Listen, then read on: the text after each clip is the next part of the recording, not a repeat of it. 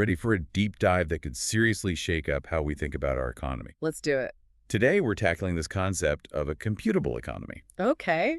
We're going deep on a presentation from Devcon. The Ethereum conference. Yeah, exactly, where Justin Bannon and Jason Potts, they kind of laid out this bold vision. It is bold. It's all about how blockchain and tokenizing real-world assets, Like bringing real stuff into the digital world. yeah, could, unlock this whole new era of, massive wealth creation. Exponential wealth creation, they called it. Exactly. And they start by looking back. History. Yeah, to show how human wealth has just skyrocketed, especially over the last few centuries. Makes sense.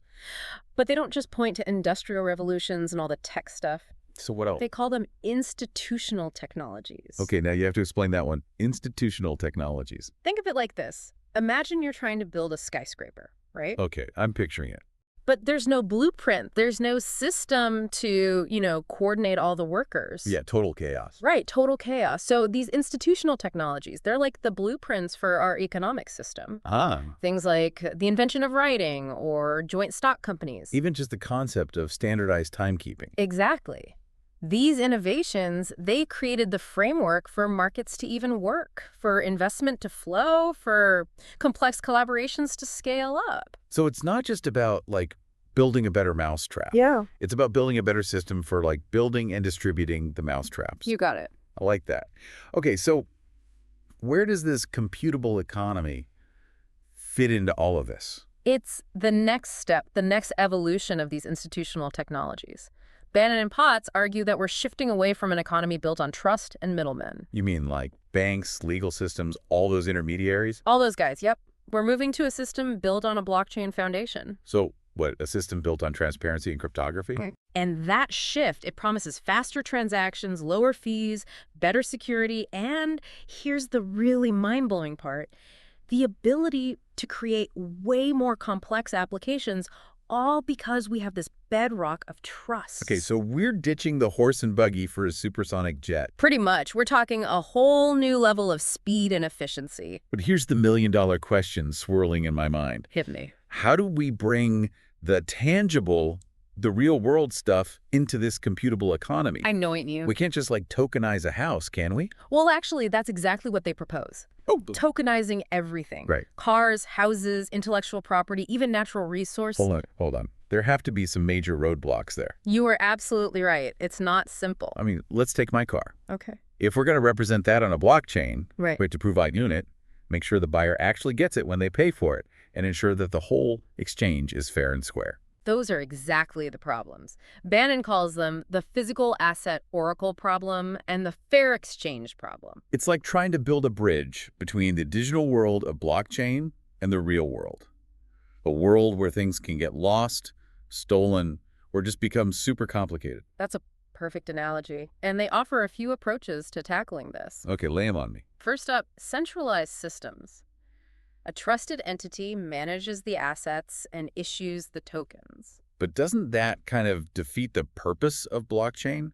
We're bringing trust back into the equation. It does feel like a step back. Yeah. Then there's locking up funds, which is a cheaper option. But maybe not ideal for big-ticket items. Right. And finally, they talk about trusted custodians. Trusted custodians, so super secure vaults for your assets. Exactly. The custodian holds the physical asset, and the token on the blockchain represents your ownership. Okay, so it adds a layer of complexity, but it could make things more efficient, especially for those high-value items. Right. So let's say we figure out this whole tokenization thing. What's the big payoff? What are Bannon and Potts so excited about? They're optimistic because this could help us tackle some massive problems. Things like climate change, resource scarcity, even scientific breakthroughs. Hold on, we're not just talking about boosting the economy, but actually making the world better. That's the idea. That's a bold claim. They think a computable economy, with its ability to track and manage resources, could make a real difference. And their argument is that by incorporating those hidden costs and benefits, Externalities, right? yes, by internalizing those, a computable economy could actually incentivize solutions that traditional markets haven't been able to address. I see. Imagine if the environmental impact of a product was baked into its price. Exactly. Sustainability wouldn't be just a nice to have, it'd be an economic must-do. Right. Bannon also argues that this isn't just about financialization, it's about computation. What does he mean by that? It's the ability to process information and allocate resources in a smarter, more efficient way.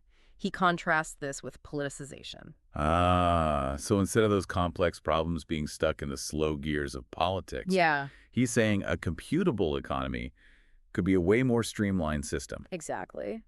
Bringing more assets and info into the economy means things can be allocated more efficiently, leading to better management and problem solving. So it's not just about creating new ways to trade and speculate. It's about actually using real-world value to make positive change. That's the idea. This is blowing my mind. We're talking about reshaping how we deal with some of the biggest challenges humanity faces. It's pretty big.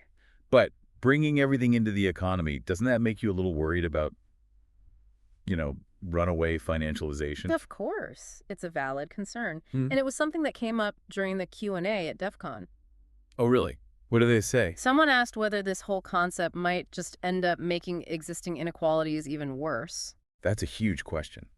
We've seen technology, while promising all this progress, sometimes widen the gap between those who have and those who don't.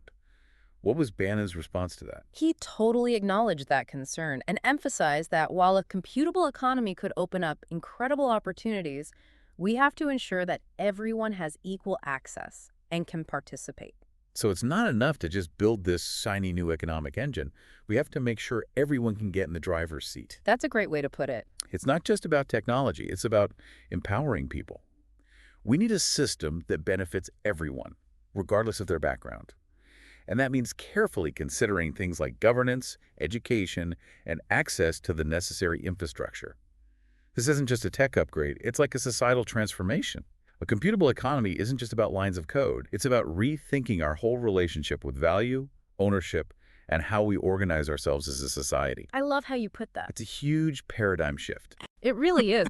But let's get a little more specific here. We keep talking about tokenizing everything, but what does that actually look like? What were some of the examples Bannon and Potts gave? Yeah, paint us a picture of this tokenized world. They talked about a wide range of possibilities, from physical assets like real estate and commodities to intangible things like intellectual property and even carbon credits. I mean, the possibilities are pretty mind-blowing. Okay, I'm hooked. Let's start with something everyone can relate to. Real estate. Okay, good one. How would tokenizing a house work? Would I own a digital token instead of a physical deed? Potentially, yes. They envision a future where property ownership is all recorded on a blockchain. And what would that do? It would make transactions smoother, everything would be more transparent, and it would reduce the risk of fraud. No more stacks of paperwork or weeks of waiting for lawyers to finalize things. Ah, the dream. Bureaucracy just melts away thanks to the magic of blockchain. But I hate to be a downer here. Wouldn't we still need some way to link that digital token to the actual physical house? You're totally right. You always have to think about that connection to the real world. Tokenization doesn't magically solve all the complexities of physical things. We need systems to ensure that the tokenized version of an asset is accurate, tamper-proof, and really connected to the real-world asset. So we're not just minting a token. We're creating this whole infrastructure of trust and verification around it. A digital ecosystem that mirrors and interacts with the real one. That's a huge task. It is, and that's a key thing to remember with any asset we're tokenizing, whether it's real estate, oil, song copyrights, or carbon offsets. So, assuming we figure out those systems, what are the upsides of tokenizing real-world assets? Besides cutting down on paperwork, I mean. Bannon and Potts say it can unlock liquidity, making it much easier to buy, sell, and invest in assets that were previously hard to deal with. Like, think about trying to sell part of a big commercial building. Oh, I can imagine that's a nightmare. It's a complex process, right? But with tokenization, you could break ownership down into smaller, more manageable chunks. Making it easier for people to invest. Ex- So instead of needing millions to buy a piece of prime real estate, I could potentially own a little sliver of that skyscraper through a token. That's the idea. Fractional ownership? That changes everything. It opens up a world of possibilities for individual investors. Exactly. Suddenly, you're not limited to just stocks and bonds. You could invest in a piece of a solar farm, a rare artwork, or even a promising startup, all through tokenized ownership. We're talking about democratizing access to wealth creation in a way that we haven't seen before. But And there's always a but, right? Doesn't this idea of fractional ownership come with its own set of risks? It absolutely does. We need to be realistic. Tokenization doesn't eliminate risk. Right, it's still tied to the market and the performance of whatever that token represents. You got it. It's like owning a tiny piece of a racehorse. It might win the Kentucky Derby, or it might trip at the starting line. Exactly. And that's why it's so important to approach any investment, tokenized or not, with caution. Do your research, understand the risks, and invest wisely. Words to live by. We talked about real estate, but what about other assets ripe for tokenization? Things like commodities, intellectual property. How would those fit into this computable economy? Bannon and Potts see a lot of potential there too. Like what? For commodities, tokenization could revolutionize supply chain transparency, reducing fraud and counterfeiting. Imagine tracking your coffee beans all the way from the farm to your cup and being able to verify that they were ethically sourced every step of the way. Now, it's a cup of coffee I can feel good about drinking. Exactly. What about intellectual property? How would tokenization change things for, say, artists, musicians, inventors? Tokenization could really streamline licensing and royalty payments, giving creators more control over their work. Imagine a world where musicians get paid every time their song is streamed without having to go through all those middlemen. Wow, that would be a game changer. Empowering creators to build their own mini economies around their work. But let's shift gears a bit. We talked about the risk of deepening inequality. What other challenges do we need to face as we move toward this computable future? Regulation is a big one. Governments around the world are still figuring out how to regulate cryptocurrencies and tokenized assets. It's a bit of a wild west out there right now, and that lack of clear guidelines can create uncertainty and hold back innovation. It's a tough balancing act. Absolutely. We need to foster innovation while also protecting people and ensuring stability. Exactly. Finding that balance is key. We need regulations that are clear, adaptable, and promote responsible innovation without stifling the potential of this technology. All this talk about potential and challenges is fascinating, but I have to ask, are there any real-world examples of this computable economy in action today? Are we just theorizing here, or is this stuff actually happening? It's a great question, and the answer is it's already happening. We're seeing some exciting real-world applications emerging. Oh, really? Like, Supply chain management is one area where it's making waves. so we're going back to those traceable coffee beans. Precisely. Companies are using blockchain technology to track goods as they move through the supply chain. And what does that do? It creates more transparency and accountability. So less fraud, more efficiency. Yes, and it allows consumers to make more informed choices about what they buy. So I could track my coffee beans from farm to cup, make sure they're sustainable, and know that the farmers were treated fairly. Exactly. You could trace the journey of your food, clothes, electronics, you name it. It's all about empowering the consumer. Absolutely. We're also seeing tokenization used in the art world, where artists are using blockchain to control how their work is distributed and to manage royalties. Cutting out those gallery middlemen. Exactly. It's a powerful way for artists to earn more from their work and build sustainable careers. That's amazing. What else? We're also seeing tokenization applied to real estate, creating those fractional ownership opportunities we talked about, and even in the world of carbon credits, letting individuals directly support sustainability projects. Wow. It feels like we're witnessing the birth of a whole new economic system, one that empowers people, promotes transparency, and connects the digital and physical worlds in ways we never imagined. But, as with any big experiment, there are going to be bumps in the road. Absolutely. We've explored the potential and the challenges, and it's clear that this is a complex and evolving landscape. We're all figuring it out as we go. That's for sure. This has been mind-blowing, Yeah. and we've only scratched the surface. When we come back, we'll dig even deeper into what this computable economy means for you, the listener. Definitely. We'll talk about how you can navigate this exciting, uncharted territory. Stay tuned. Before the break, we were talking about how a computable economy might be a way to sidestep some of the issues with traditional politics. Yeah.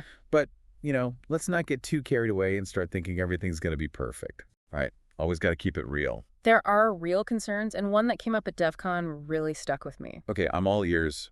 What potential pitfalls are we missing in all this excitement? Someone asked, could a computable economy actually make existing inequalities worse? That's a big one. I mean, we've seen how tech can promise progress, but then end up widening the gap between the haves and have-nots. Exactly. And to Bannon's credit, he acknowledged this concern. What did he say? He emphasized that, sure, a computable economy can create amazing opportunities, but we need to make sure everyone has equal access and can participate. So it's about more than just building this new system. It is. We have to make sure everyone can benefit, not just a select few. That's the key. So we need to think about things like governance, education, and making sure everyone has the infrastructure they need. It's all connected. Like, this isn't just a tech upgrade, it's a societal transformation. How like The computable economy isn't just about lines of code. It's about changing our whole relationship with value, ownership, and how we function as a society. It's a huge paradigm shift. you nailed it. But let's drill down a bit. We keep saying tokenize everything, but what does that look like in practice? What were some of the specific examples that Bannon and Potts talked about? Yeah, give us the details. What would this tokenized world actually look like? They covered a wide range, from physical assets like real estate and commodities to things like intellectual property and even carbon credits. The possibilities are pretty mind-boggling. Okay, I'm definitely intrigued. Let's start with something familiar, real estate. Sounds good. How would you tokenize a house, for example? Would I own a digital token instead of a physical deed? Potentially, yes. They talked about a future where owning property is all recorded on a blockchain. And what would that change? It would streamline transactions, increase transparency, and reduce fraud. No more mountains of paperwork and weeks of waiting for lawyers to finalize things. A world without bureaucracy, thanks to the magic of blockchain. I could get used to that. But, and sorry to be a skeptic here, don't we still need some way to link that digital token to the actual house? Remember that physical asset oracle problem we talked about? You're absolutely right. Tokenization doesn't magically solve all the complexities of the physical world. We need robust systems to make sure that the tokenized representation of an asset is accurate, tamper-proof, and linked to the real-world asset. So it's about more than just creating a token. It's about building a whole infrastructure of trust and verification around it. Yes, A digital system that reflects and interacts with the physical one. That's a big challenge. it is, and it's a key consideration for tokenizing any asset, whether it's a house, a barrel of oil, a song copyright, or a ton of carbon offsets. Okay, so let's say we build those systems. What are the benefits of tokenizing real-world assets, beyond just getting rid of paperwork? Bannon and Potts argue that it can unlock liquidity, making it easier to buy, sell, and invest in assets that were hard to deal with before. Like, think about trying to sell a portion of a large commercial building. That sounds like a nightmare. It's a very complex process. But with tokenization, you could divide ownership into smaller, more manageable units. Making it easier for people to invest. Exactly. So instead of needing millions to buy a piece of that building, I could potentially own a tiny piece through a token. That's the idea. Fractional ownership. That opens up so many possibilities. It does. It's a game changer for individual investors. Yeah. Suddenly, you're not just limited to traditional stocks and bonds. You can invest in a piece of a solar farm, a piece of art, or even a promising startup, all through tokenized ownership. Exactly. It democratizes access to wealth creation in a way we haven't seen before. But, and there's always a but, right? Doesn't this fractional ownership come with its own risks? You make a valid point. Tokenization doesn't magically eliminate risk. You're still exposed to market fluctuations and how well the underlying asset performs. A token is just a representation of ownership. It doesn't guarantee profits. Right, it's like owning a tiny share of a racehorse. It might win the Kentucky Derby, or it might, break a leg at the starting gate. That's a great analogy, and that's why it's so important to approach any investment, tokenized or not, with caution and do your research. Don't just jump on the hype train because something is on the blockchain. Understand the risks and invest wisely. Solid advice. We talked about real estate, but what about other assets that could be tokenized? Things like commodities, intellectual property. How would they fit into this computable economy? Bannon and Pod see huge potential there too. For commodities, tokenization could really change supply chain transparency, cutting down on fraud and counterfeiting. Imagine being able to track your coffee beans from the farm to your cup and knowing for sure that they were ethically sourced every step of the way. Now that's a cup of coffee I can feel good about. What about intellectual property?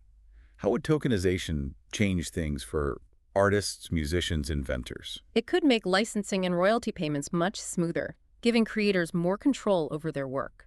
Imagine a world where musicians receive micropayments every time their song is streamed, cutting out the middlemen and ensuring they get their fair share. That sounds amazing. It is. It's like giving creators the tools to build their own little economies around their work. But let's step back for a second and revisit those potential downsides. We talked about the risk of worsening inequality. What other challenges do we need to grapple with as we move toward this computable future? Regulation is a big one. Governments around the world are still figuring out how to approach cryptocurrencies and tokenized assets. It's a bit of a wild west right now, and that lack of clear rules can create uncertainty and stifle innovation. It's a tough balancing act, right? We need to encourage innovation, but also protect consumers and maintain stability. Exactly. Finding that sweet spot is crucial. We need regulations that are clear, flexible, and promote responsible innovation without hindering the incredible potential of this technology. All this talk about potential and challenges is fascinating, but are there any real-world examples of this computable economy in action right now? Are we just theorizing, or is this stuff actually happening? That's a fantastic question, and the answer is it's already happening. We're in the early stages, but we're seeing some exciting real-world applications starting to emerge. One area where it's making a big impact is supply chain management. Back to those traceable coffee beans. Exactly. Companies are using blockchain technology to track goods as they move through the supply chain, creating transparency and accountability. This helps reduce fraud, improves efficiency, and allows consumers to make more informed choices about the products they buy. So I could literally track my coffee beans from the farm to my cup, verify their sustainability, and know that the farmers were paid fairly. Precisely. You could trace the origin of your food, clothes, electronics, anything. Talk about empowering the consumer. What other real-world examples are out there? Another fascinating area is the art world.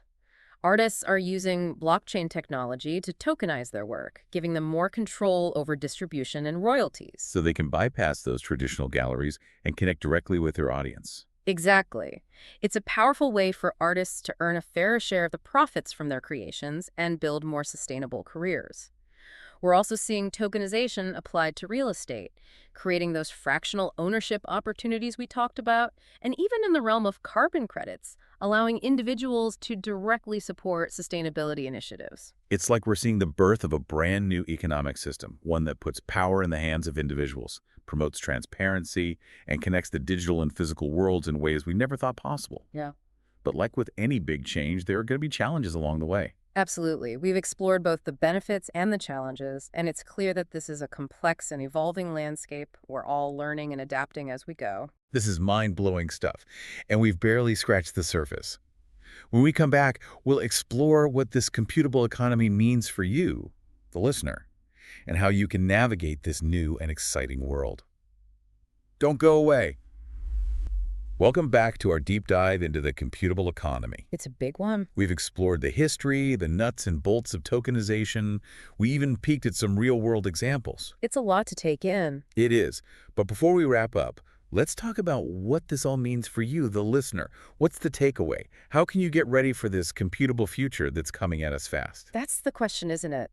At its core, a computable economy is all about empowerment. Okay, I like that. It's about giving individuals more control over their assets, their data, and how they participate in the economy. It's about leveling the playing field, creating opportunities for everyone. So this isn't just some abstract concept for the techie finance crowd. Not at all. This has real implications for everyday people. Absolutely. Imagine, you could easily invest in part of a solar farm. You'd be supporting renewable energy and earning passive income at the same time. I like it. Or picture being able to trace where your food comes from just by scanning your phone. Making sure it meets your ethical and sustainability standards. Exactly. These are just glimpses of how a computable economy can empower individuals and change our relationship with the world around us. Those are great examples. It's like we're moving from a world of gatekeepers, all those intermediaries, to a world of direct access. A world where people have more agency, more control over their economic lives. That's the vision. It's exciting, but honestly a bit overwhelming too, right? How do we even begin to understand this shift? How do we prepare for a future that's so different from what we know? You're right, it is a lot, and I think education is key. Education, yeah. We need to arm ourselves with knowledge and skills to navigate this new landscape. Understanding the basics of blockchain, tokenization, the principles of a computable economy, that's a great starting point. But it's bigger than just technical know-how. What else is there? It's about critical thinking skills, digital literacy, staying up to date on the latest developments. This is a fast-moving space. So it's not just about learning to code or invest in crypto. Right. It's about adopting a whole new mindset, a new way of thinking about Value, ownership, participation. It's a paradigm shift, for sure. It is. It's about being curious, asking questions, maybe experimenting a bit, exploring different platforms and apps, joining the conversation. Exactly. This is empowering stuff, but let's be realistic for a minute. There are challenges ahead. Oh yeah, we've talked about those. Regulation, access, education. What else do we need to overcome to really create this more inclusive and sustainable future? You're right, there's no easy fix. Building a computable economy isn't just about technology. It's about collaboration, trust, addressing social issues thoughtfully and inclusively. So it's about working together to create a future that benefits everyone. Everyone, not just a few. It takes open dialogue, working across different fields, challenging our own assumptions, and being willing to adapt. That's a powerful message. It's not just about building new tech, it's about building a better future. Recognizing that we're all in this together and we can shape this technological revolution. Absolutely. The future of the computable economy isn't set in stone. It's a story that's still being written. It's up to all of us to contribute to that story and make sure it reflects values of inclusivity, sustainability, and human-centered progress. Well said. We hope this deep dive has piqued your interest and given you some things to think about as you navigate this exciting new world.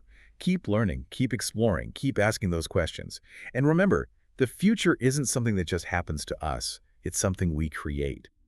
That's a wrap on our deep dive into the computable economy. Until next time, keep diving deep.